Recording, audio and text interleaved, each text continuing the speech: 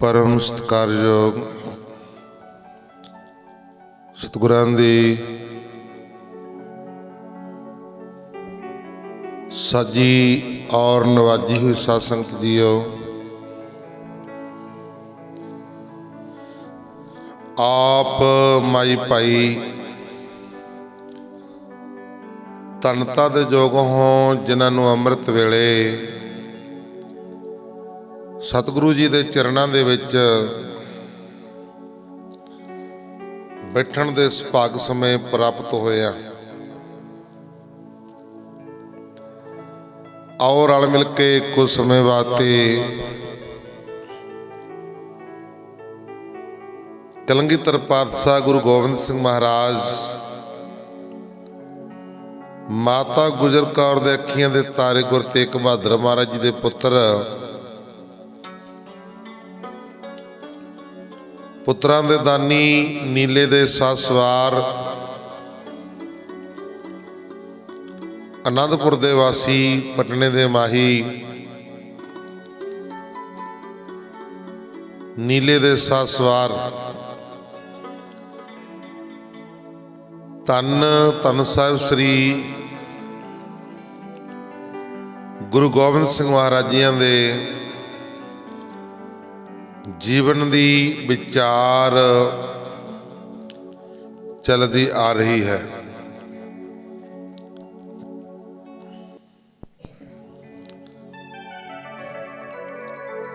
ता गुरमुख प्यारिओ,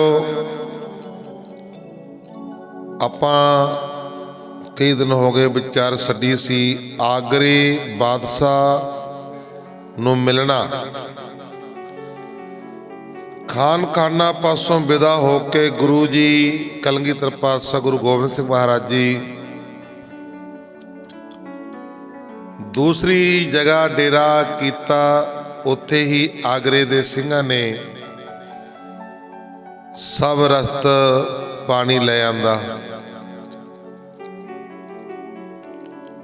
ते सब ने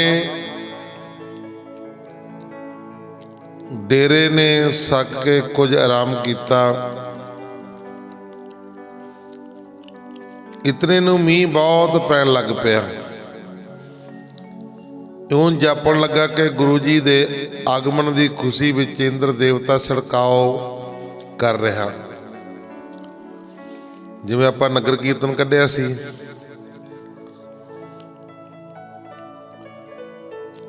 गुरु गोबिंद सिंह महाराज जी के अवतार दिहाड़े के संबंध विच आगमन दे विच भावके सड़काओ कर रहे सी, खुश हो रहा सी। एक दो दिन उपरंत जदों गुरु जी दे आउण दा बहादुर शाह नूं पता लग्या तां उसने उमरावां नूं भेटा दे के गुरु जी दे पास बेनती की कि आण के दर्शन दिओ।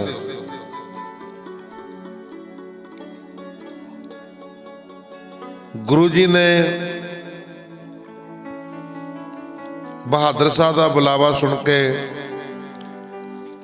छेती ही तैयारी करके सिंघां नाल बहादुर शाह दे महल अगे जा पहुंचे। सिंघां नूं हुक्म दिता कि तुसीं घोड़िਆਂ उत्ते चढ़े चढ़ाए ही इत्थे ठहरो। आप सतगुरु जी भाई साहब नूं नाल लैके महल अंदर चले गए। अगे बहादुर शाह अपने कुछ उमरावां सहित बैठा होया सी। उसने अगों उठ के आप जी नूं चरण वंदना की, चरनी हथ लाए अते गुरु जी ने उहदी पिठ उत्ते थापी दे के सीस दिती कि बहादुर शाह सुख भोग आनंद लै। आप जी नूं चंदन की चौंकी दी सुंदर स्थान उत्ते बिठा के बहादुर शाह ने हथ जोड़ के बेनती की कि आप जी की सहायता नाल ही मैनू अपने बलवान भाई तारा आजम उत्ते जित प्राप्त हुई है अते ये मुल्क दी ਬਾਦਸ਼ਾਹੀ ਮਿਲੀ ਆ। ਆਪ ਸਰਬ ਕਲਾ ਸਮਰੱਥ ਹੋ, ਆਪ ਜੀ ਦੇ ਸਾਹਮਣੇ ਹੋਰ ਕੌਣ ਦੂਸਰਾ ਜਗਤ ਵਿੱਚ ਨਹੀਂ। ਆਪ ਜੀ ਵਰਗਾ ਕੋਈ ਹੋਰ ਦੂਸਰਾ ਜਗਤ ਵਿੱਚ ਨਹੀਂ ਹੈ। ਗੁਰੂ ਜੀ ਨੇ ਆਖਿਆ, ਕਹਿੰਦੇ ਬਹਾਦਰ ਸਾਹਿਬ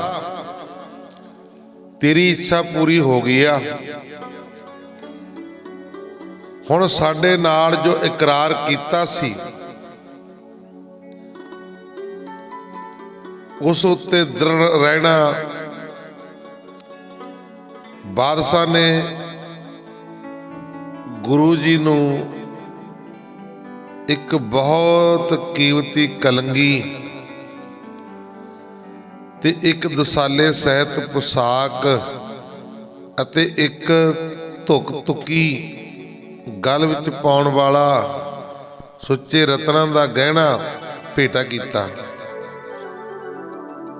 ਅਤੇ ਬੇਨਤੀ ਕੀਤੀ ਕਿ ਹੁਣ ਹਾੜ ਮਹੀਨੇ ਦੀ ਗਰਮੀ ਬਹੁਤ ਹੈ, ਅੱਗੇ ਬਰਸਾਤ ਦੀ ਰੁੱਤ ਹੈ। ਇਹ ਦੋਵੇਂ ਸਮੇਂ ਗਰਮੀ ਤੇ ਬਰਖਾ ਸਫ਼ਰ ਕਰਨ ਵਾਸਤੇ ਚੰਗੇ ਨਹੀਂ ਹਨ। ਇਸ ਕਰਕੇ ਇਹ ਚਸ਼ਮਾ ਇੱਥੇ ਹੀ ਦਰਸ਼ਨ ਦਿਓ। ਕਲਗੀਧਰ ਪਾਤਸ਼ਾਹ ਗੁਰੂ ਗੋਬਿੰਦ ਸਿੰਘ ਮਹਾਰਾਜ ਬਹਾਦਰ ਸਾਹਿਬ ਉੱਤੇ ਖੁਸ਼ੀ ਕਰਕੇ ਬਾਹਰ ਖੜੇ ਸਿੰਘਾਂ ਨਾਲ ਲੈ ਕੇ ਆਪਣੇ ਡੇਰੇ ਜਮਨਾ ਕਿਨਾਰੇ ਆ ਗਏ।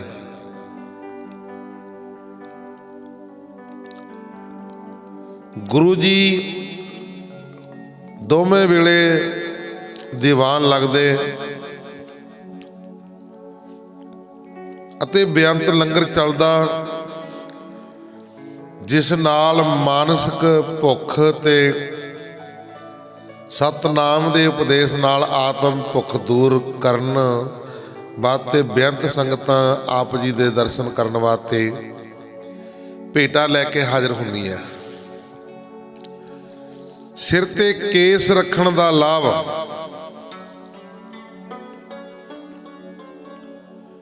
ਬਹਾਦਰ ਸ਼ਾਹ ਨੂੰ ਮਹਾਰਾਜ ਜੀ ਨੇ ਕਿਹਾ ਸੀ ਕਿ ਤੇਰੀ ਇੱਛਾ ਤਾਂ ਪੂਰੀ ਕਰ ਦਿੱਤੀ ਆ ਤੇ ਹੁਣ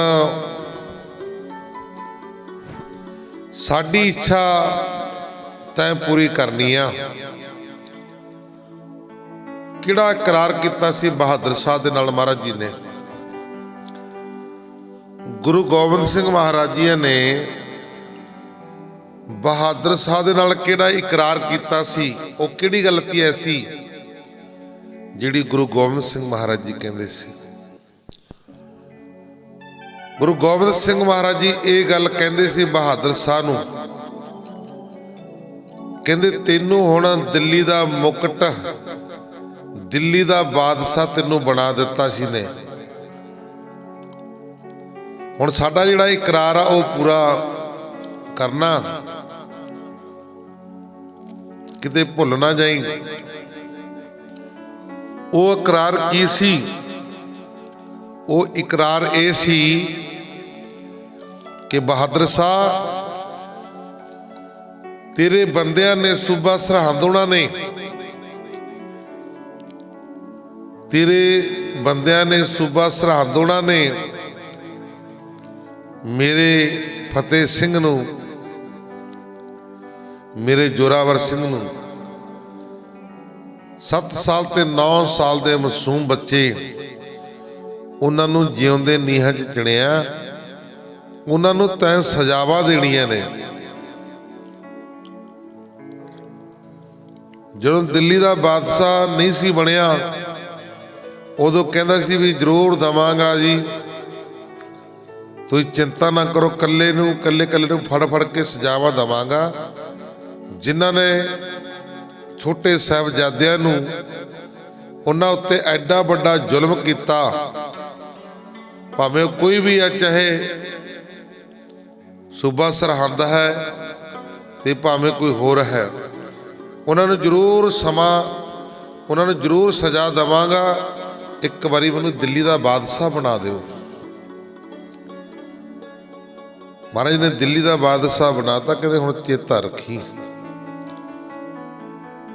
बाकी अगे इतिहास सुनियो, अगे की कहते ने सतगुरु जी भी किवें फिर वो जिवें वोटां वाले घूमदे सी ना, वोटां पाउण वक्त तां कुछ होर हुंदे ने ते बाद विच कुछ होर बन जांदे आ। इसे तरह बहादुर साहब घूमिया सी। फिर कलगीधर पातशाह गुरु गोबिंद सिंह महाराज जी ने उन्होंने की कहा सी, अगे इतिहास दे विच जिक्र आवेगा, सरवण करियो। सिर ते केस रखण दा लाभ। की कहंदे ने जी केस रखण दा की फायदा? केस रखण दा की फायदा?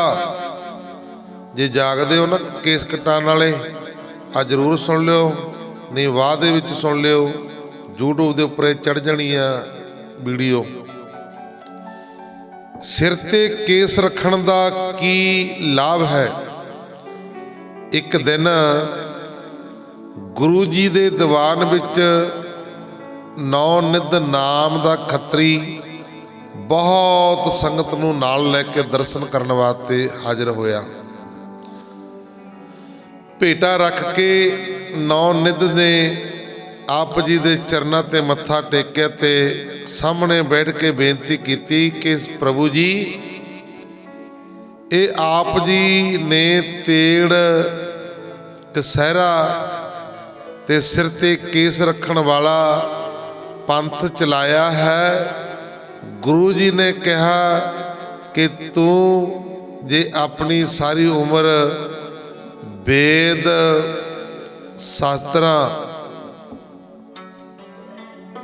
महाराज जी केस रखण वाला पंथ चलाया है, ये सिर ते केस तुसां किस वास्ते रखवाए हैं? जिहड़े केस ने ये सिर ते किस वास्ते रखवाए हैं? इन्हां दा की लाभ है? गुरु जी ने कहा कि तू जे अपनी सारी उम्र वेद शास्त्र पढ़न विच बतीत कीती है, ये गल तू उथों समझी है कि नहीं? ये केस आदक धर्म की रखिया वास्ते बहुत चंगे हैं। ब्रह्मा दे पुत्र सनकादकां तो चले आ रहे हैं। भारत खंड विच केस रखने जरूरी हैं। नौ निध ने कहा, महाराज जी आप ठीक फरमाते हो, पहला सब कोई केसां धारी ही हुंदा सी, पर हुण समा नहीं रह गया। गुरु जी ने कहा कि सूरज, चंद, तारे, हवा, पानी, अग्नि, पृथ्वी सब उही हैं, सब उही हैं जो पहला सन। फिर समय विच की दोष है? दोष अपने विच है। जे केस रखण दी समर्था नहीं रखदे तां समय नूं दोष ना दिओ। देखी नहीं कहते हुण भी समा बदल गया जी। समा की बदलिया? उही समा है, उही चंद है, उही सूरजा, उही हवा है, उही पानी है, उही है सब कुछ। महाराज जी कहते ये सिर दे केस कहन लगे, ये सिर दे केस मुन्नण दी गल इत्थों चली। सुनो परशुराम, जमदगन रिखी दा पुत्र बड़ा बलवान होया है। उसने युद्ध करके सारे खत्री राजे जित लए ते अपनी जित की निशानी वजों उन्होंने हारे हुए खत्रियों के सिर मुन्नते। जिहड़े हारे हुए सी उन्हां दे सिर मुन्न दिते कि ये जप तप साधना करके फिर प्रतापन ना होण। फिर कलयुग विच नंद संगिया दे राजे होए, ਉਹਨਾਂ ਨੇ ਵਿਚਾਰਿਆ ਕਿ ਕੇਸਾਂ ਧਾਰੀ ਬ੍ਰਾਹਮਣ ਜਪ ਤਪ ਕਰਕੇ ਸਾਡਾ ਰਾਜ ਨੱਟ ਕਰ ਦੇਣਗੇ। ਇਸ ਕਰਕੇ ਉਸਨੇ ਸਭ ਬ੍ਰਾਹਮਣਾਂ ਦੇ ਸਿਰ ਮਨਵਾ ਦਿੱਤੇ ਤੇ ਕੋਈ ਬ੍ਰਾਹਮਣ ਨੂੰ ਲਾਲਚ ਦੇ ਕੇ ਉਸਨੇ ਮਰਨੇ ਪਰਨੇ ਦਾ ਬਹਾਨਾ ਮੁੰਨਣ ਦਾ ਬਹੁਤ ਪ੍ਰਚਾਰ ਕਰਾਇਆ। ਜੇ ਤੋਂ ਇਹ ਸਿਰ ਮੁੰਨਣ ਦੀ ਰੀਤੀ ਦੇਖਾ ਦੇਖੀ ਆਮ ਪ੍ਰਚਲਿਤ ਹੋ ਗਈ। हे ਨੌਨਿਧ, ਸਾਰੇ ਸਰੀਰ ਦੇ ਅੰਗ ਵਿੱਚੋਂ ਸਿਰ ਉੱਤਮ ਹੈ। ਇਸ ਉੱਤੇ ਪ੍ਰਮਾਤਮਾ ਨੇ ਕੇਸ ਪੈਦਾ ਕੀਤੇ ਜਿਸ ਨਾਲ ਇਸਤਰੀ ਪੁਰਸ਼ ਦਾ ਬਹੁਤ ਸੁੰਦਰ ਰੂਪ ਹੋ ਜਾਂਦਾ ਹੈ। ਕੇਸਾਂ ਦੇ ਨਾਲ ਇਸਤਰੀ ਪੁਰਸ਼ ਦਾ ਰੂਪ ਬਹੁਤ ਸੁੰਦਰ ਹੋ ਜਾਂਦਾ ਹੈ। ਇਹਨਾਂ ਨੂੰ ਜਿਹੜਾ ਵਿਚਾਰਵਾਨ ਵਿਚਾਰਹੀਨ ਪੁਰਖ ਮਨਾਉਂਦਾ ਹੈ, ਉਹਨਾਂ ਦੀ ਧਰਮ ਦੀ ਚੰਗਿਆਈ ਖਤਮ ਹੋ ਜਾਂਦੀ ਹੈ। ਜਿਹੜਾ ਮਹਾਰਾਜ ਜੀ ਕਹਿੰਦੇ ਕੇਸ ਮਨਾਉਂਦਾ ਨਾ, ਸਮਝ ਲਓ ਉਹਨੇ ਆਪਣਾ ਧਰਮ ਗਵਾ ਲਿਆ। ਆਖੋ ਸਤਨਾਮ।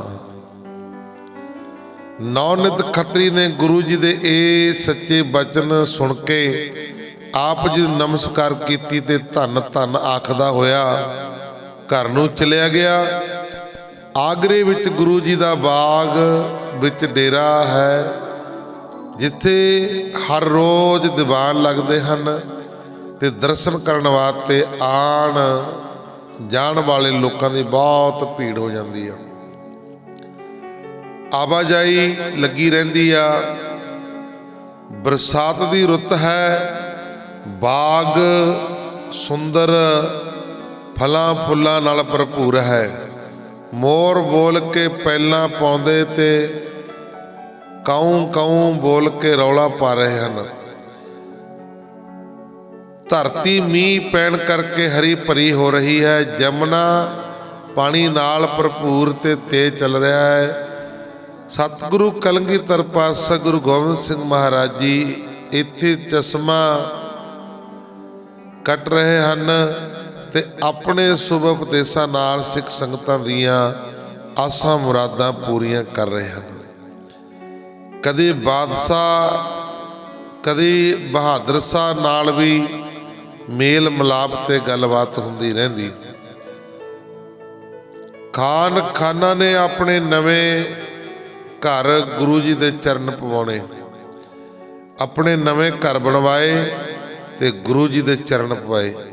ਇੱਕ ਦਿਨ ਖਾਨਾ ਨੇ ਬੜੇ ਪ੍ਰੇਮ ਤੇ ਸ਼ਰਧਾ ਨਾਲ ਆਪ ਜੀ ਦੇ ਪਾਸ ਆਇਆ ਅਤੇ ਬੇਨਤੀ ਕੀਤੀ ਕਿ ਮਹਾਰਾਜ ਜੀ, ਮੈਂ ਨਵਾਂ ਘਰ ਬਣਵਾਇਆ ਹੈ, ਆਪ ਜੀ ਆਪਣੇ ਚਰਨ ਪਾ ਕੇ ਉਸ ਨੂੰ ਪਵਿੱਤਰ ਕਰੋ। ਸਤਿਗੁਰੂ ਜੀ ਨੇ ਖਾਨਾ ਦਾ ਪ੍ਰੇਮ ਵੇਖ ਕੇ ਉਹਦੇ ਘਰ ਜਾਣਾ ਪ੍ਰਵਾਨ ਕਰ ਲਿਆ। ਘਰ ਲਿਜਾ ਕੇ ਖਾਨਾ ਨੇ ਗੁਰੂ ਜੀ ਨੂੰ ਇੱਕ ਸੁੰਦਰ ਵਸੌਣੇ ਦੇ ਉੱਤੇ ਬਿਠਾਇਆ। ਅਨੇਕ ਪ੍ਰਕਾਰ ਦੀਆਂ ਭੇਟਾਵਾਂ ਅਰਪਣ ਕੀਤੀਆਂ।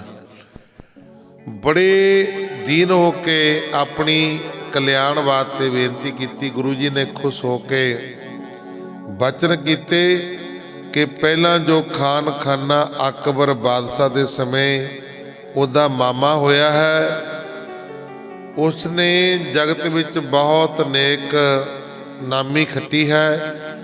ਹੁਣ ਤੂੰ ਵੀ ਨੇਕੀ ਦੇ ਰਸਤੇ ਚੱਲ ਕੇ ਉਸਦੀ ਬਰਾਬਰੀ ਕਰ ਲਈ ਤੇ ਤੇਰਾ ਵੀ ਉਸ ਵਾਂਗੂ ਜਸ ਫੈਲੇਗਾ। ਗੁਰੂ ਜੀ ਦੇ ਬਚਨ ਸੁਣ ਕੇ ਖਾਨਾ ਬਹੁਤ ਆਨੰਦ ਹੋਇਆ ਔਰ ਸਦਦ ਨੂੰ ਕਰਾਮਾਤ ਦੱਸੀ।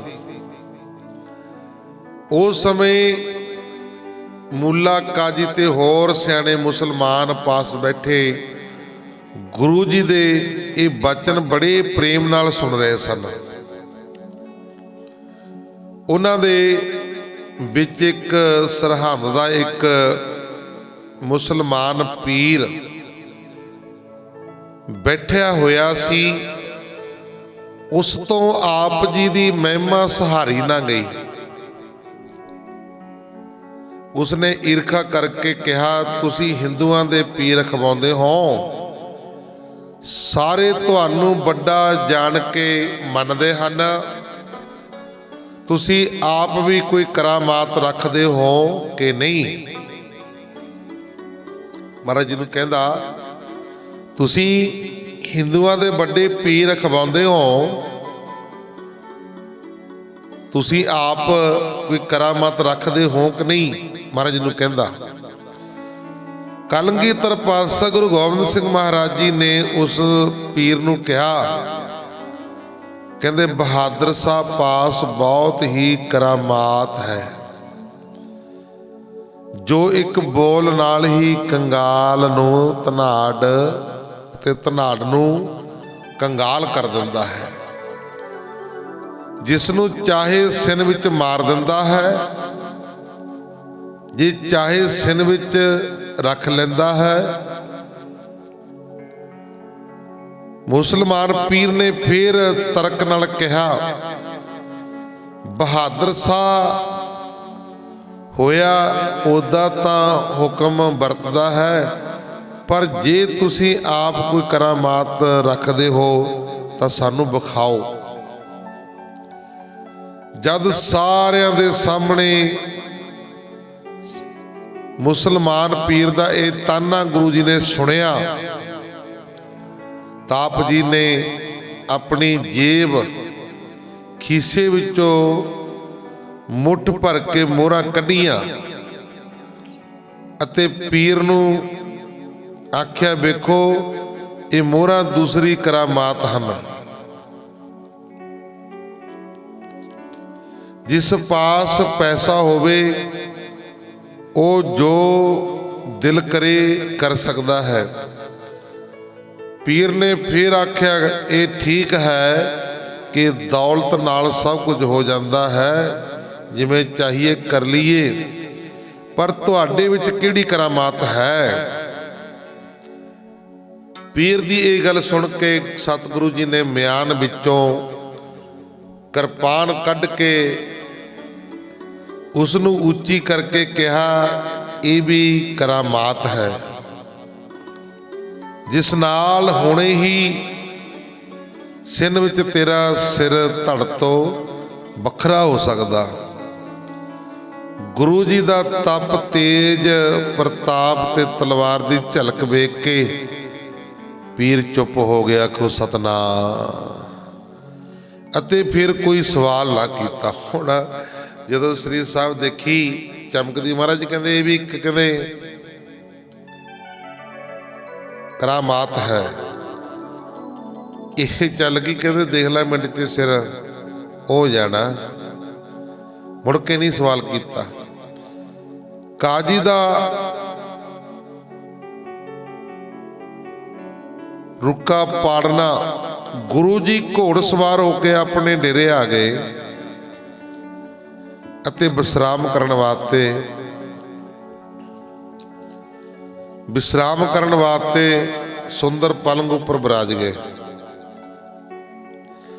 ਇੱਕ ਦਿਨ ਗੁਰੂ ਜੀ ਬੈਠੇ ਸਨ, ਕੁਝ ਸਿੰਘ ਵੀ ਸੇਵਾ ਵਿੱਚ ਹਾਜ਼ਰ ਸਨ।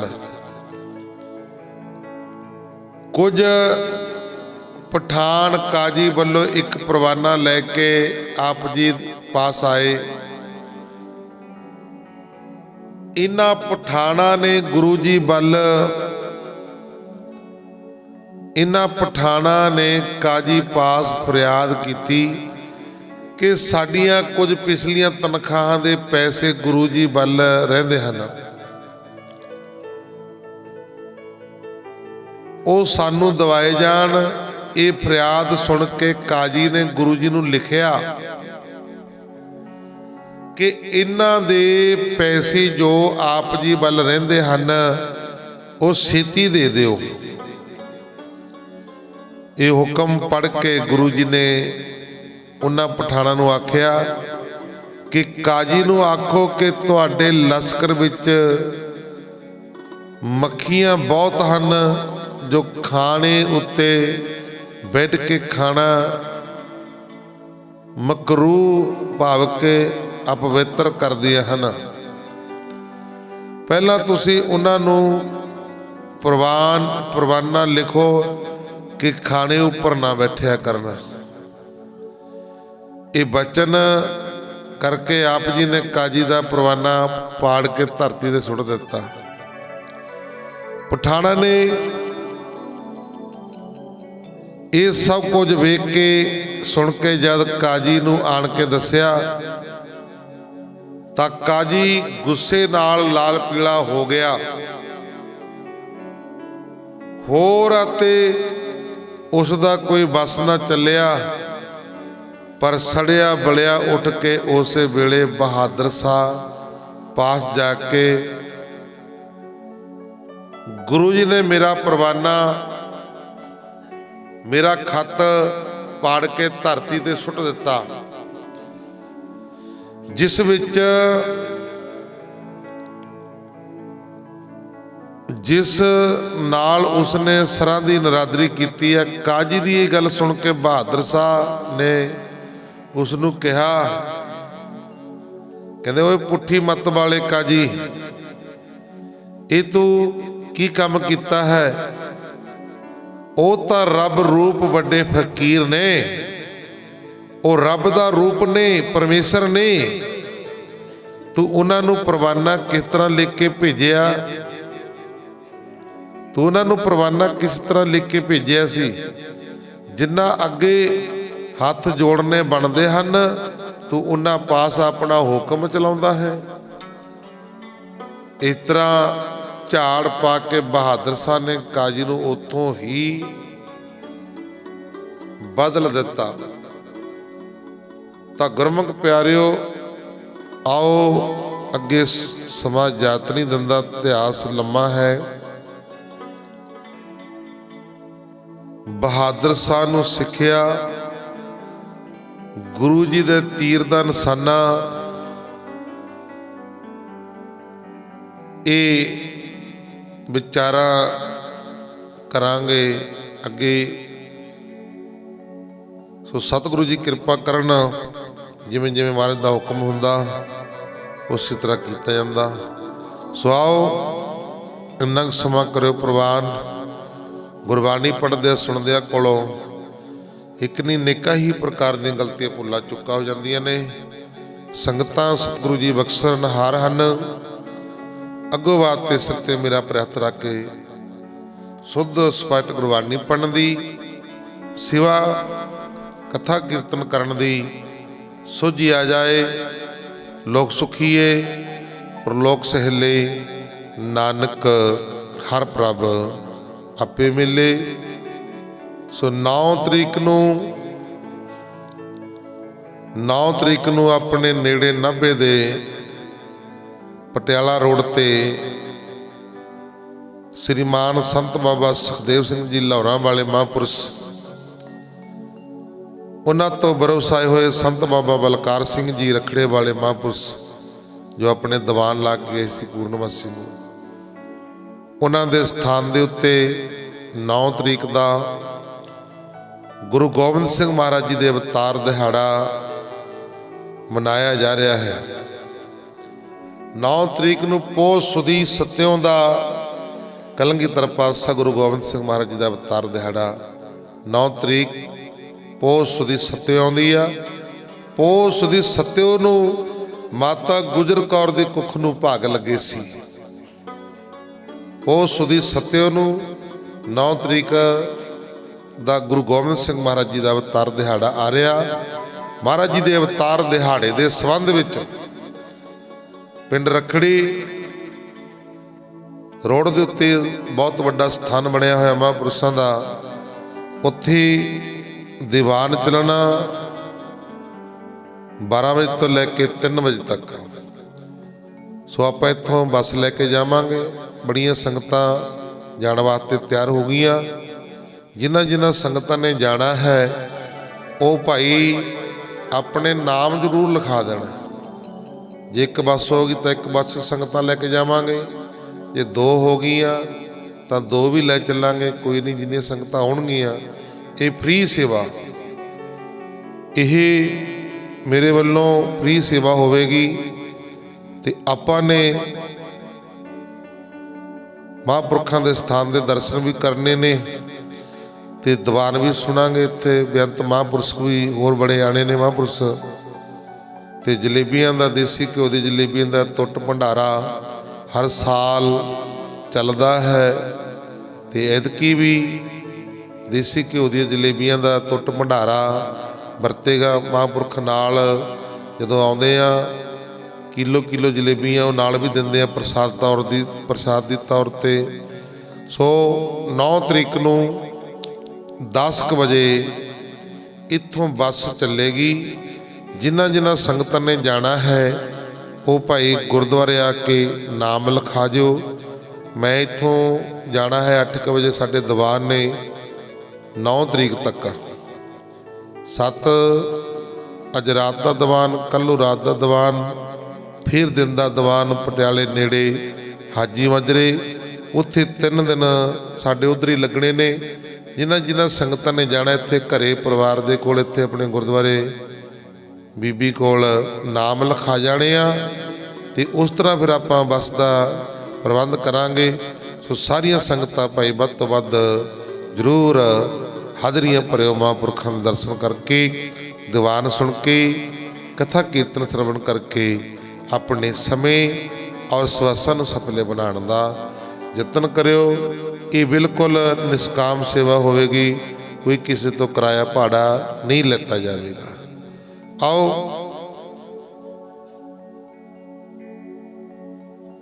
ਇਹ ਬੇਨਤੀ ਨੂੰ ਪ੍ਰਵਾਨ ਕਰਿਓ। ਅੱਜ ਦੇਗ ਦੀ ਸੇਵਾ ਸਰਦਾਰ ਜਗਜੀਤ ਸਿੰਘ ਜੀ ਸਾਬਕਾ ਸਰਪੰਚ, ਸਰਦਾਰ ਜਗਦੀਸ਼ ਸਿੰਘ ਜੀ ਸਾਬਕਾ ਸਰਪੰਚ, ਇਹਨਾਂ ਪਰਿਵਾਰ ਵੱਲੋਂ ਅੱਜ ਦੇਗ ਦੀ ਸੇਵਾ। ਆਓ ਸ਼ਲੋਕ ਦੇ ਵਿੱਚ ਬੋਲੀ ਅਰਦਾਸ ਹੁਕਮਨਾਮਾ ਸਾਹਿਬ ਕੜਾਹ ਪ੍ਰਸਾਦੀ ਦੇ ਗੱਲ ਕਰਕੇ ਫਿਰ ਆਪੋ ਆਪਣੇ ਘਰੋਂ ਵਿਹਾਰ ਕਰਨੇ ਆ। ਲੋਕ ਸੁਖੀਏ ਪਰਲੋਕ ਸਹੇਲੇ, ਨਾਨਕ ਹਰ ਪ੍ਰਭ ਆਪੇ ਮਿਲੇ। ਸ਼ਲੋਕ ਪਵਨ ਗੁਰੂ ਪਾਣੀ ਪਿਤਾ, ਮਾਤਾ ਤਰਤ